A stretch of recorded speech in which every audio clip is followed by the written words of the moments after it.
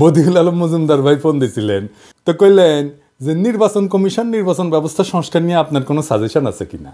আমি কইলাম বদিউল ভাই সব সমস্যার সৃজনশীল সমাধান আছে, তবে আপনি ইমপ্লিমেন্ট করতে পারবেন কিনা জানি না, তবে শুধু আপনার সাথে কেন শেয়ার করব, সবার সাথে শেয়ার করি।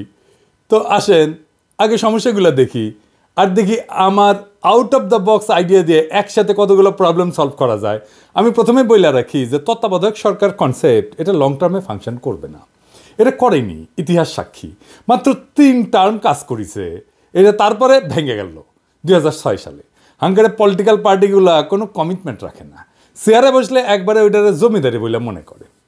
তো কোন কোন সমস্যার সমাধান আমার এই out of the box idea দিয়া সম্ভব, আসেন সেটা দেখি। 1 নম্বরে হইতেছে রাজনৈতিক দলগুলো দ্রুত নির্বাচন চায়, এই সমস্যার সমাধান দেওয়া সম্ভব। 2 নাম্বার, রাজনৈতিক দলগুলো বলে প্রফেসর ইউনূসের সরকারের ম্যান্ডেট নাই, এটারও সমাধান দেওয়া সম্ভব। 3 নাম্বার, তত্ত্বাবধায়ক সরকার ছাড়া সুষ্ঠু নির্বাচন করার যে সমস্যা সেটারও সমাধান সম্ভব। 4 নাম্বার, ধ্বজভঙ্গ উপদেষ্টা পরিষদ এটাও রিস্ট্রাকচার করা সম্ভব। 5 নাম্বার, নির্বাচনে ব্যাপক কারচুপি, ভোট কেনা বেচা, এই সমস্ত সমস্যা সমাধান সম্ভব। এইগুলো একসাথে সমাধান হয়ে যাবে। আইডিয়াটা শুনে আউলাই যায় না, আগেই বাতিল বা খারিজ করে দিয়েন না, এই সিস্টেমে ফজিলত আছে অনেক। কিভাবে হবে কাজটা আসেন দেখি। নির্বাচন এখনই শুরু হবে, মানে ধরেন 2-3 মাসের মধ্যে। সব আসনে না, মাত্র 10টা আসনে। যারা জিতে আসবে তাদের 2 জনকে উপদেষ্টা বানানো হবে, 1 জনকে স্পিকার বানানো হবে, তারাই সংসদ অধিবেশন করবে। তাদের কার্যকাল হবে 5 বছর। আবার 2 মাস পর আবার 10 জন নির্বাচিত হয়ে আসবে, তাদেরও কার্যকাল হবে 5 বছর। দরকারে নতুন স্পিকার নির্বাচিত হবে 20 জনের সংসদে, আর আরও 2 জন উপদেষ্টা যুক্ত হবে উপদেষ্টা পরিষদে। এইভাবে 2 মাস পর পর 10 জন করে এমপি ইলেকশন হবে। এমপিরা কিছু স্থানীয় কাজে যুক্ত হবেন, সচিবালয় সরকারি দপ্তরে ওভারসাইট করবেন, অধ্যাদেশগুলো যেগুলো করতেছে সেগুলো ভেটিং করবেন, তর্ক বিতর্ক করবেন, কোনো আইন প্রণয়ন করবেন না যতদিন না সংসদ পূর্ণাঙ্গ হয় বা কমপক্ষে 150টা আসন পূর্ণ হয়। এইভাবে প্রত্যেক 2 মাস পর পর উল্টা দিকে 5 বছর পর যাইয়া 2 মাস পর পর 10টা করে আসন খালি হবে, ফাঁকা হবে, সেই আসনে নির্বাচন হবে, তাই না? 5 বছর পরে এতে সুবিধা কি হবে? অল্প কয়টা আসনে নির্বাচন করার জন্যে আপনি আইন শৃঙ্খলা রক্ষাকারী বাহিনীকে আসনের কেন্দ্রগুলোতে ব্যাপকভাবে মোতায়েন করতে পারবেন। ভোট কেন্দ্র দখল করা অসম্ভব হয়ে যাবে। নির্বাচনী পর্যবেক্ষণ খুবই ভালোভাবে করতে পারবেন, অনেক পর্যবেক্ষক দিতে পারবেন। পুরা নির্বাচন কমিশন মাত্র 10টা আসনের জন্য পূর্ণভাবে নিবেদিত থাকতে পারবে। কম লোক দিয়ে বেশি কাজ করা যাবে। মিডিয়া ওয়াচ থাকবে দারুণ ওই আসনগুলোতে, তাই টাকা পয়সা বিলানো বা নির্বাচনী আচরণবিধি লঙ্ঘন করা প্রায় অসম্ভব হয়ে যাবে। একটা হাইব্রিড শাসন চলবে কিছুদিন, যেখানে জনগণের নির্বাচিত প্রতিনিধিরাও থাকবে এবং ক্রমাগত তাদের সংখ্যা বাড়তে থাকবে। তারা অধ্যাদেশ ভেটিং করে দিলে উপদেষ্টা পরিষদের একছত্র কর্তৃত্ব খর্ব হবে এবং একটা আলাপ আলোচনা, তর্ক বিতর্ক হবে, ব্যালেন্স অফ পাওয়ার আসবে। অন্তর্বর্তীকালীন সরকার ধীরে ধীরে নির্বাচিত প্রতিনিধি দিয়ে প্রতিস্থাপিত হবে। হঠাৎ করে পরবর্তী সরকারকে দায়িত্ব নিতে হবে না, তাদের একটা প্রস্তুতি থাকবে। দ্রুত নির্বাচন দিতে হবে, এটা শুনতে হবে না প্রফেসর ইউনূসকে, নির্বাচনের মধ্যেই শুরু হয়ে যাবে। এই সরকারের ম্যান্ডেট নাই, এই অভিযোগে শুনতে হবে না। গ্র্যাজুয়াল ইলেকশনের জন্য সরকারি দলের উপর একটা চাপ থাকবে যে মেয়াদ পূর্ণ হওয়ার আগেই সরকার পাল্টে যেতে পারে। জনগণ নির্বাচনে মাত্র 10টা সিটের সরকারি দলকে হারাই দিয়া সরকারি দলকে বার্তা দিতে পারে যে তাদের শাসন অজনপ্রিয় হয়ে গেছে, তাদের 5 বছর পর্যন্ত অপেক্ষা করতে হবে না রায় দেওয়ার জন্যে। সরকার 2.5 বছরে বদলে ফেলা সম্ভব। আপনারা দেখবেন সাধারণত সরকার গঠনের প্রথম 4টা বছর এর তুলনায় শেষ বছরের চিত্র কিন্তু ভিন্ন হয়। কিছুটা সংযত হইয়া শেষ বছরটা সরকার, সরকারি দল, নেতাকর্মী অনেকটাই জনবান্ধব হওয়ার চেষ্টা করে।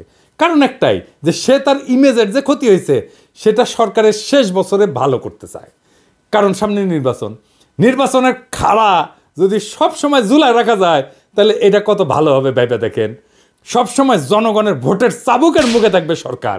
ভবিষ্যতে যখন এই নির্বাচন পদ্ধতি নিয়মিত অনুসরণ করা হবে তখন কিছুদিন পর পরে এই সরকারের গৃহীত কর্মসূচি জনমত যাচাইয়ের সুযোগ থাকতেছে। প্রতিনিয়ত সরকারকে জনগণের কাছে যাইতে হচ্ছে বলে সরকার জনকল্যাণমুখী হওয়ার ক্ষেত্রে সচেষ্ট থাকবে। এইবার 300 আসনের নির্বাচন সম্পন্ন হয়ে গেলে, সকল আসন পূর্ণ হলে সংসদ প্রধানমন্ত্রী নির্বাচিত করবে আর প্রফেসর ইউনূসকে প্রেসিডেন্ট নির্বাচিত করবে। পাওয়ার ট্রানজিশনটা গ্র্যাজুয়াল হবে, অ্যাব্রাপ্টলি হঠাৎ করে বিদায় নিতে হবে না। সব অন্তর্বর্তীকালীন সরকারের এক্সিট প্ল্যান নিয়ে দুর্ভাবনা থাকে, কিভাবে তারা শাসনটা শেষ করবে সেই দুর্ভাবনা এখন আর থাকলো না। এক্সিট এর মধ্যে দিয়ে পরিকল্পিত হয়ে থাকলো। একসাথে কতগুলো সমস্যার সমাধান হলো দেখেন। এখন এই 10টা আসন কিভাবে নির্বাচন করা হবে সেটা দৈব চয়নের মাধ্যমে হইতে পারে। এই ধরনের নির্বাচনী ব্যবস্থা কি কোথাও আছে? হ্যাঁ, না, নাই।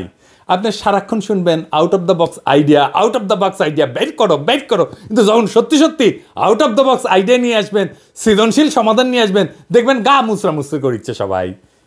সরকারকে ঘন ঘন জনগণের মুখোমুখি দাঁড় করাইতে পারলে অনেক সমস্যার সমাধান হয়ে যায়। আর নির্বাচনই কেবল সরকারকে জনগণের মুখোমুখি দাঁড় করাইতে পারে। আমাদের দেশে আমেরিকার প্রতিনিধি সভার মতো প্রতি বছর পুরা সংসদ নির্বাচন করা সম্ভব না, এবং তা বাস্তবসম্মতও না। তবে প্রত্যেক বছরই সরকার এবং রাজনৈতিক দলকে জনগণের কাছে নিয়ে যাওয়ার পথ খুঁজে বের করতে হবে। এইটা একটা পথ হইতে পারে। ভোটারের মুখোমুখি করতে হবে সরকারকে, এবং তা সম্ভব হইলে সঠিক পথে এগাচ্ছে কিনা বার্তা পেয়ে যাবে সরকার। 5 বছর পর পর একটা জাতীয় সংসদ নির্বাচন তত্ত্বাবধায়ক পদ্ধতির মধ্যে দিয়েই হোক, বর্ণ পদ্ধতির মধ্যে দিয়ে হোক, এই যে কোনো সুফল বয়ে আনতেছে না সেটা তো প্রমাণিত। খুঁজতে হবে নতুন বিকল্প নির্বাচন পদ্ধতি, নতুন সরকার পদ্ধতি, যা প্রতিনিয়ত সরকারকে জনগণের মুখোমুখি দাঁড় করাবে। আপনাদের কি মনে হয় এই মডেল অনেক সমস্যার সমাধান করে দেবে না? আর আমার ক্ষুদ্র ভ্রাতার ভগিনীরা কবে, দাদার মাথায় কত পেঁচ রে বাবা, অটিকি আমার মাথার যদি একটা পেরেক ঢুকে দেয় না কেউ, ওটা বের করলে সেটা স্কুপ হয়ে বেরোবি। সেই জন্যেই আমার প্ল্যানিং নেয় না কেউ।